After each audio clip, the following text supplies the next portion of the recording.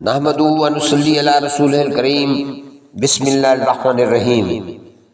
معزز خواتین و حضرات، میں نے اپنی گزشتہ ویڈیوز میں اسلامی تاریخ کے ایک مرد درویش حضرت عمر بن عبدالعزیز کے حالات زندگی پر روشنی ڈالنے کا جو سلسلہ شروع کیا تھا، میری آج کی ویڈیو بھی اس سلسلہ کی ایک کڑی ہے۔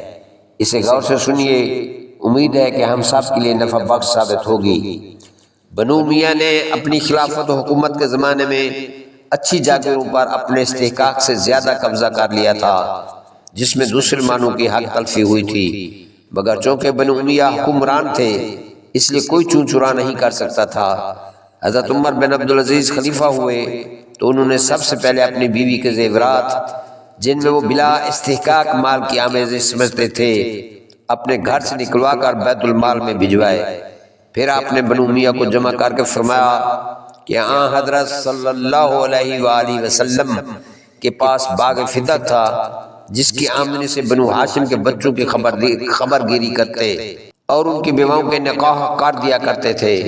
حضرت فاطمہ الزہرا رضی اللہ تعالی عنہ نے اس باغ کو آن حضرت صلی اللہ علیہ وسلم سے مانگا، مگر آن حضرت صلی اللہ علیہ وآلہ وسلم نے دینے سے انکار کر دیا۔ حضرت ابوبکر صدیق اور حضرت عمر فاروق کے زمانے میں وہ باغ اسی حالت میں رہا۔ آخر مروان نے اس پر قبضہ کر لیا۔ مروان سے منتقل ہوتے ہوئے وہ مجھے ورثہ میں پہنچا ہے، مگر میری سمجھ میں یہ بات نہیں آتی کہ جس چیز کو آن حضرت صلی اللہ علیہ وآلہ وسلم نے اپنی صاحبزادی کے دینے سے انکار کر دیا تھا، وہ مجھ پر کس طرح حلال ہو گئی۔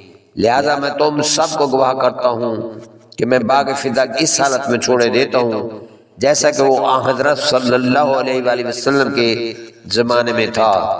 اس کے بعد آپ نے اپنے تمام رشتہ داروں، پھر تمام بنو امیہ سے وہ تمام جائیدادیں اور اموال اور سامان واپس کرائے جو ناجائز طور پر ان کے قبضہ و تصرف میں تھا۔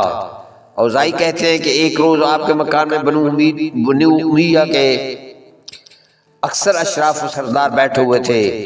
آپ نے ان سے مخاطب ہو کر فرمایا کہ تمہاری یہ خواہش ہے کہ میں تمہیں کسی لشکر کا سردار اور کسی علاقے کا مالک و حاکم بنا دوں۔ یاد رکھو میں اس بات کا بھی روادار نہیں ہوں کہ میرے مکان کا فرش تمہارے پیروں سے ناپاک ہو۔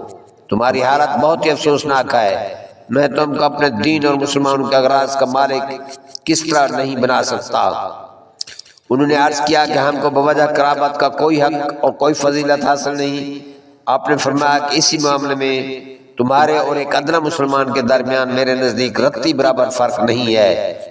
خلافت راستہ کے بعد خلافت بنو امیہ میں شان جمہوریت بالکل جاتی رہی اور حکومت میں وہی شخصی مطلق العنان حکومت کا رنگ پیدا ہو گیا تھا جو قیصر و کسریٰ کی حکومت میں پایا جاتا تھا۔ حضرت عمر بن عبدالعزیز نے اسلامی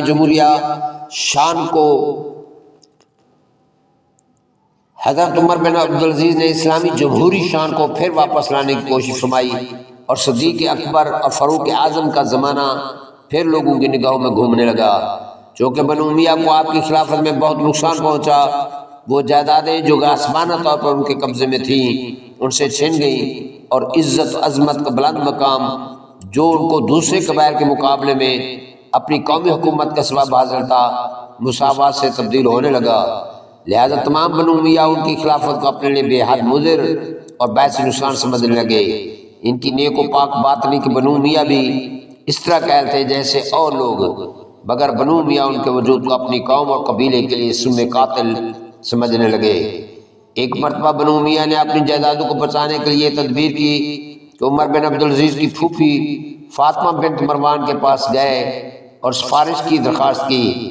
عمر بن عبدالعزیز اپنی پھوپھی کا بہت ادب و لحاظ کرتے تھے، چنانچہ فاطمہ بنت مروان نے آ کر بنو امیہ کی سفارش کی۔ انہوں نے پھوپھی کو اس طرح سمجھایا کہ وہ یہ کہنے پر مجبور ہوئی کہ میں تو تمہارے بھائیوں کے اصرار سے تمہیں سمجھانے آئی تھی، مگر جب تمہارے ایسے پاک اور نیک خیالات ہیں تو میں کچھ نہیں کہتی۔ یہ کہہ کر واپس آئیں اور بنو امیہ سے کہا کہ تم نے فاروق اعظم کی پوتی سے رشتہ کیا تھا، لہذا وہی فاروق کی رنگ اولاد میں موجود ہے۔